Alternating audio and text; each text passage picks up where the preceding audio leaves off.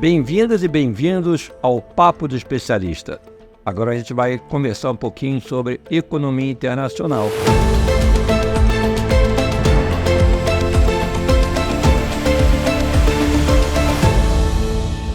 Temos como convidado hoje o professor Mendonça de Barros. É uma grande alegria, é um amigo de muitos anos do Banco Safra e, portanto, não vai faltar assunto para a gente discutir. A economia mundial continua com incertezas e novidades, né, professor? Sempre, né? Bastante.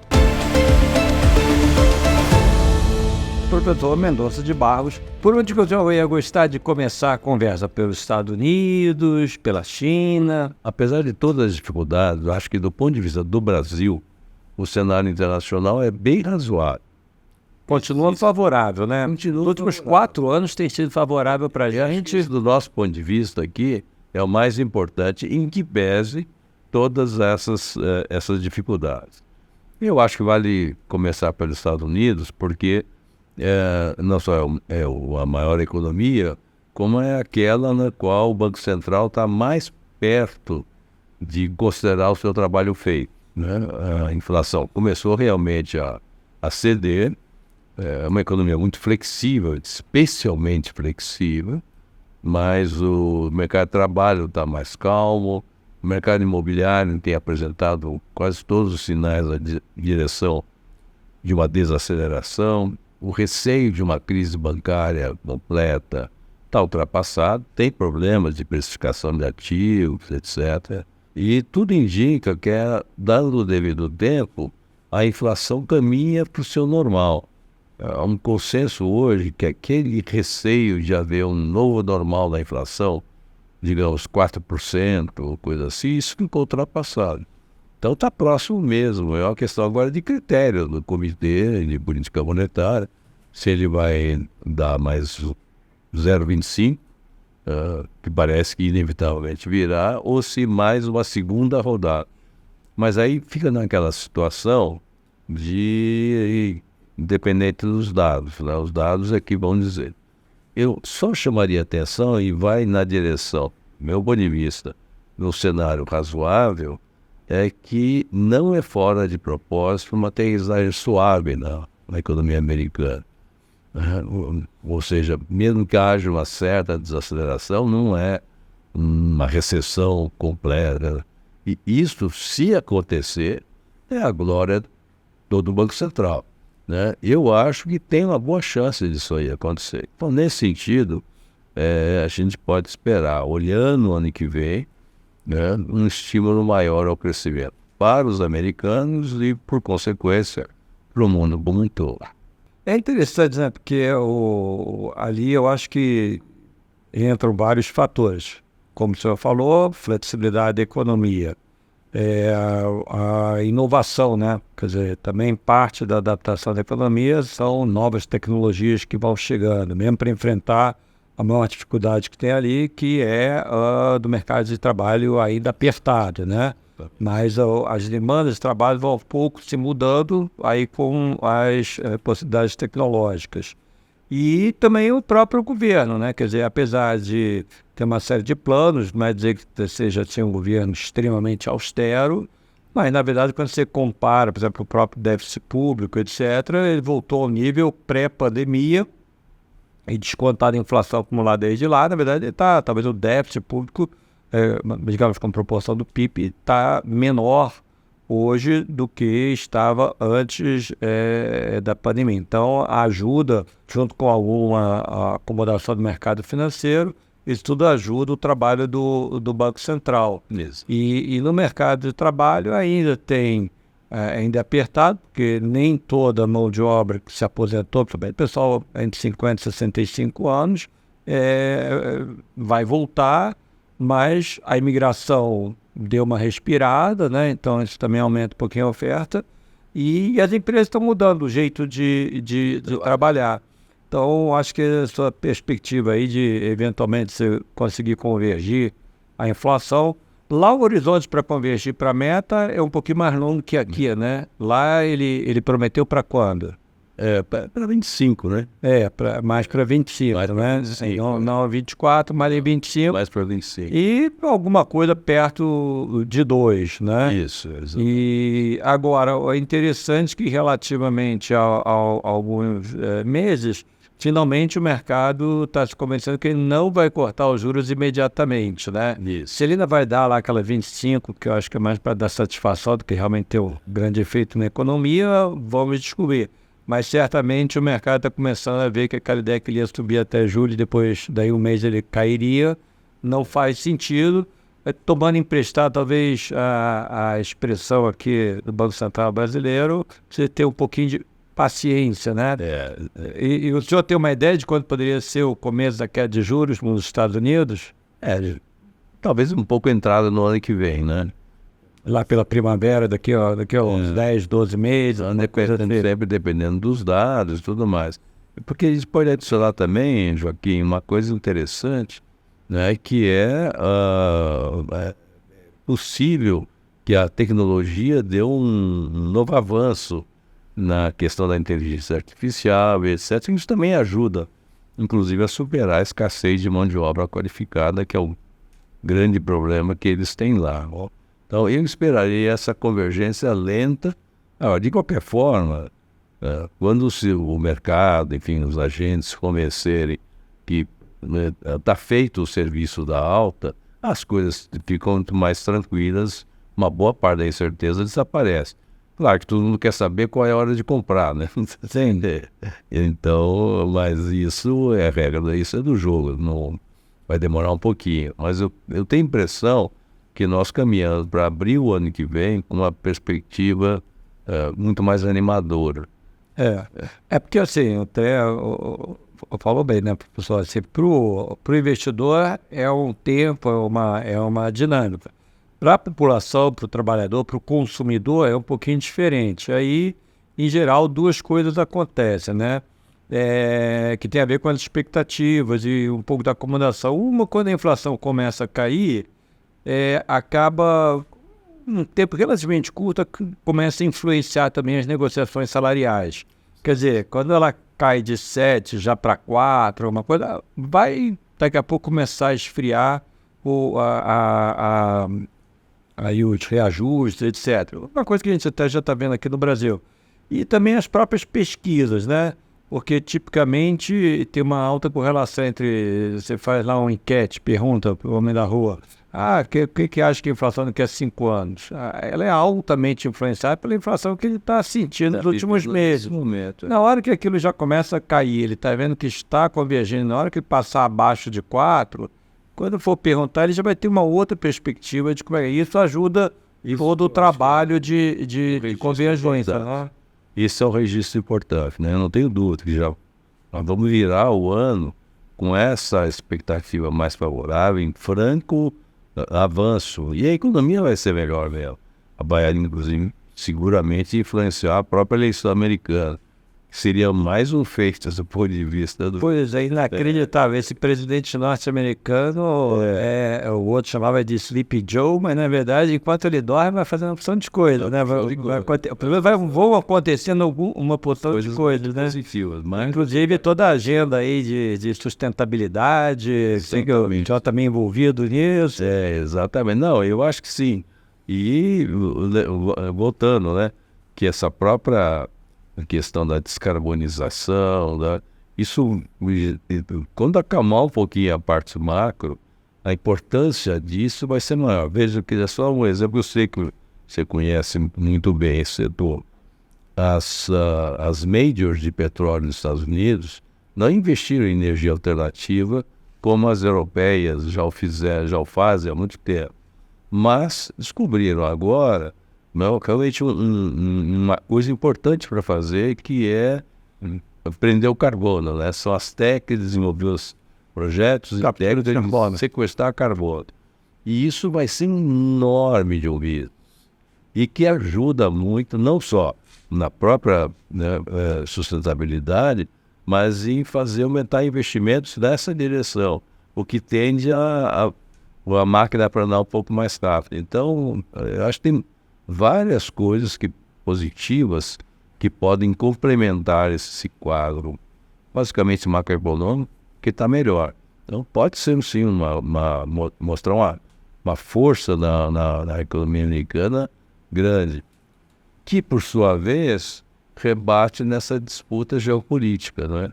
Que, de outro lado, nós estamos vendo na China, pelo outro polo, uma certa dificuldade, uma certa decepção em retomar o crescimento mais acelerado, que muita gente imaginava que viria a ocorrer quando a Covid deixasse de ser um problema.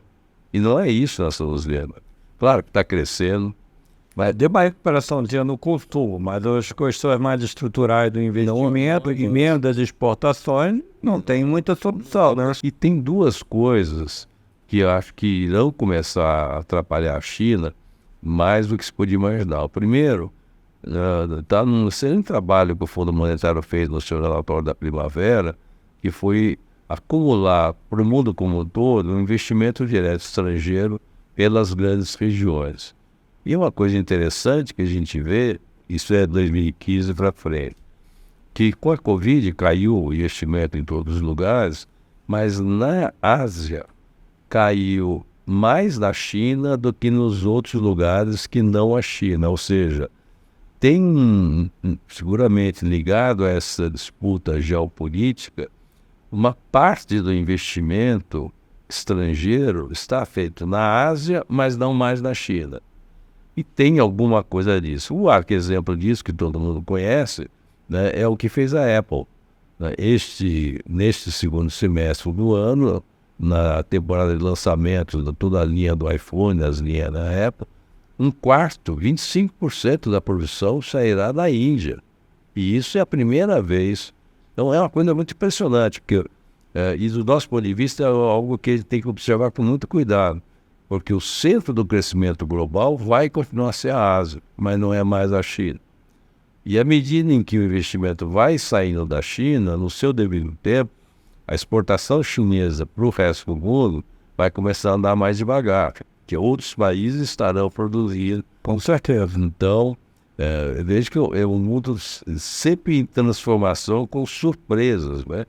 E a outra coisa que já está começando a influenciar a China é um drama populacional que eles têm por conta daqueles décadas demográficos, né? Por conta do filho único, da política que equilibrou totalmente a população, né? E agora tem uma dificuldade. Então, vai puxar para baixo o crescimento chinês. Então, essa é uma mudança que nós também temos que estar muito, muito atentos, porque a China vai continuar a ser um parceiro comercial fundamental para nós, mas outros países na Ásia passaram a ser também mais relevantes. Você vê que é interessante que o mundo realmente não para, né? Assim, elas vão acontecer. O desafio da China é, diante de tantas mudanças, é ter a flexibilidade de se adaptar, né? Porque, em princípio, por exemplo, hoje se nota que tem um nível relativamente alto de jovens desempregados. Ao mesmo tempo, a população começa a diminuir. Então, como é que você vai fazer essa transferência? Quais são os novos empregos? Tem toda a questão da própria agricultura, que ela sabia que não ia poder reter o pessoal no campo. Isso abriu oportunidade para nós, vai continuar abrindo, mas também é importante ter uma certa segurança, porque segurança alimentar é a primeira coisa que as pessoas pensam num mundo em que há mais conflito, né? As povos. Mas, enfim... eu acho que agora para o crescimento mundial de 2023, a China não vai contribuir tanto. Para 2024, a gente vai ter que imaginar o que vai fazer, porque se a gente for fazer que nem naquelas primeiras aulas de macroeconomia, né, o PIB é o consumo, mais investimento, mais exportações líquidas. Nenhum desses três parece estar tão forte. Até o consumo do governo talvez possa aumentar, aquisições de material bélico, outras coisas assim, talvez dê um impulso na economia, mas do resto, não é uma retração, mas é um crescimento num ritmo muito menor do que no passado. E a Índia, que está chefiando o G20, está presidindo o G20 esse ano, realmente está com muito dinamismo. Ela quer chegar a exportações de $1 trilhão, né? 3 vezes as exportações brasileiras, ela também importa muito mais, porque aí tem processamento.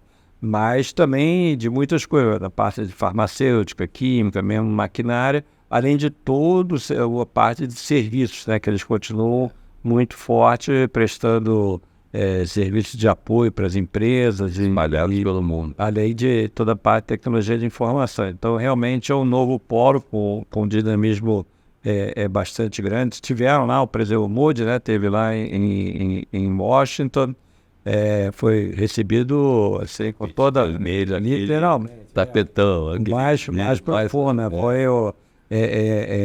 de gravata branca, né? Quer dizer, fraque, mas fraque de gravata branca. Quando é o jantar de Estado, né? Exatamente.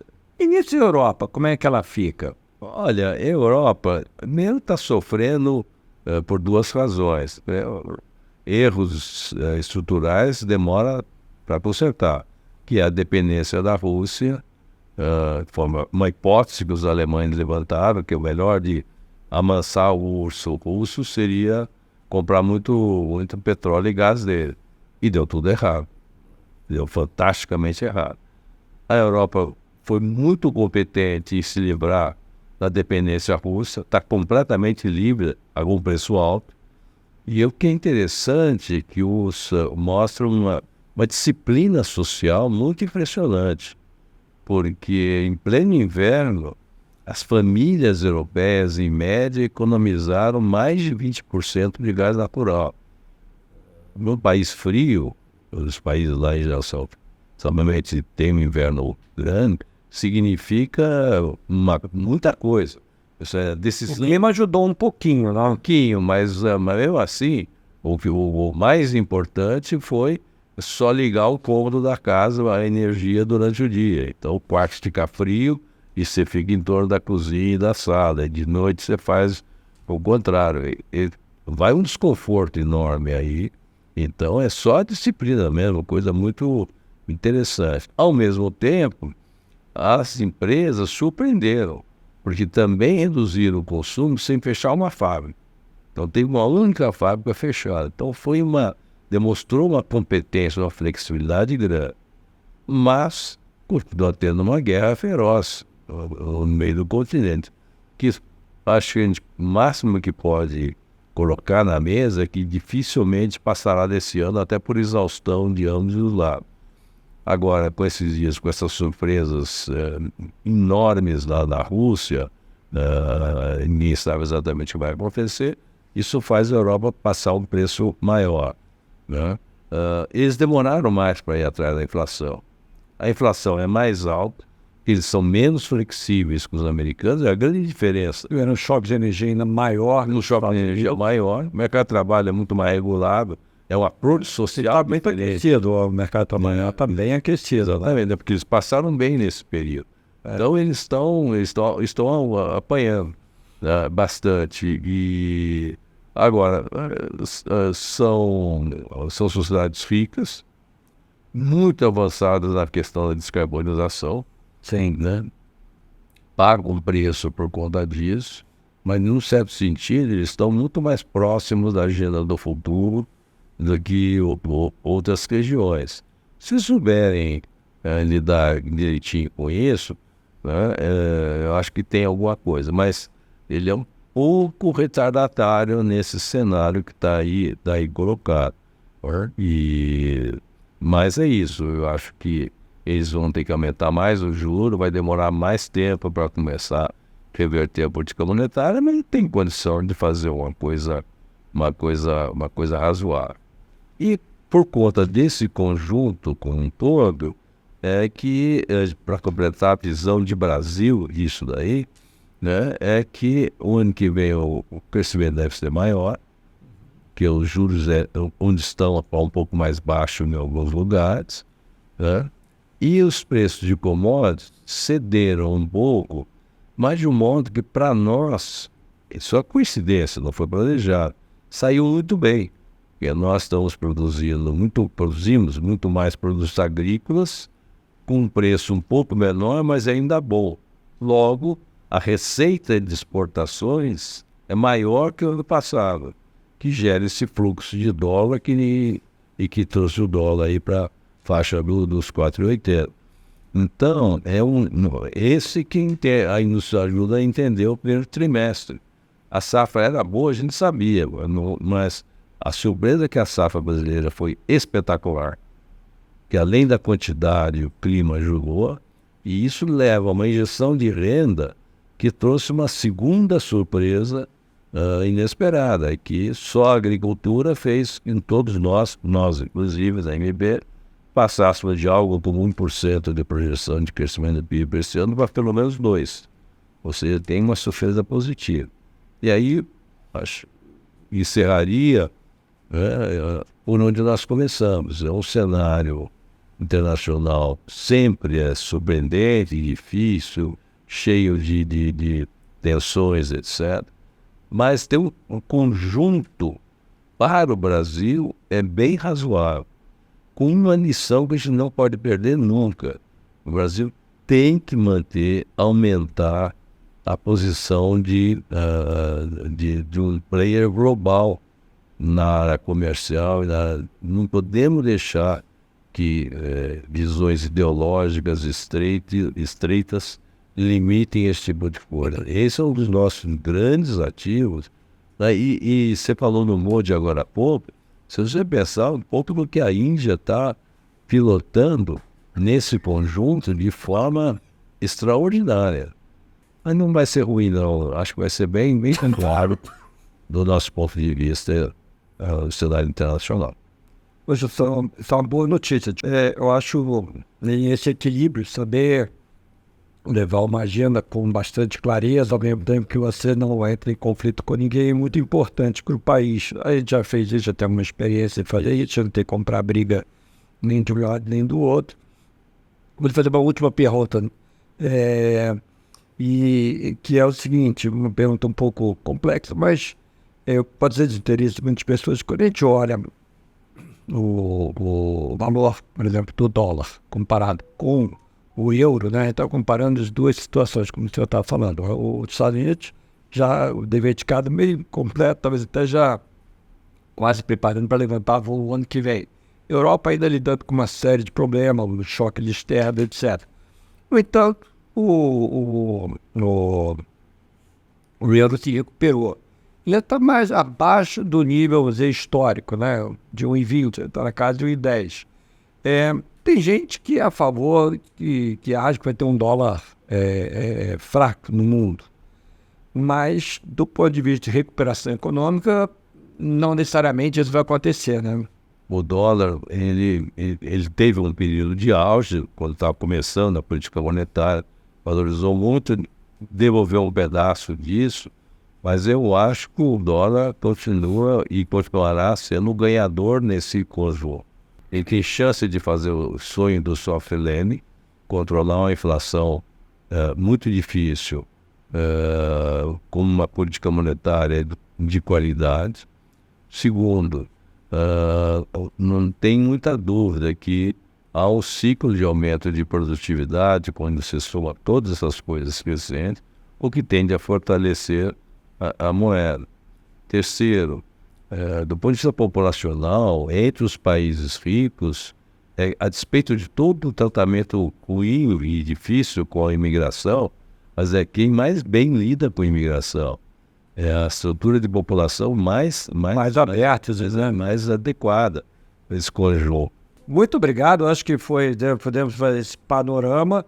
Apesar das incertezas, de modo geral, é um quadro relativamente positivo, especialmente, como o senhor disse, um quadro que tem sido positivo e que parece vai continuar positivo ao Brasil. O que significa que nós temos que aproveitar esse momento, já tem ajudado a baixar a nossa inflação, tem dado um certo conforto até para manter a atividade econômica, e a questão, então, passa a ser o que nós vamos fazer, nós como país, Brasil, vamos fazer nesse cenário que continua favorável para nós. E eu espero que uma hora dessa a gente possa conversar exatamente sobre isso. Realmente o cenário internacional nos favorece. Agora, temos que saber aproveitar, né? A gente volta e meia joga fora oportunidades bastante razoáveis. Mas voltaremos sim a conversar sobre isso tudo no Brasil. Ok, muito obrigado pela oportunidade, muito obrigado a todo mundo que esteve com a gente durante essa conversa.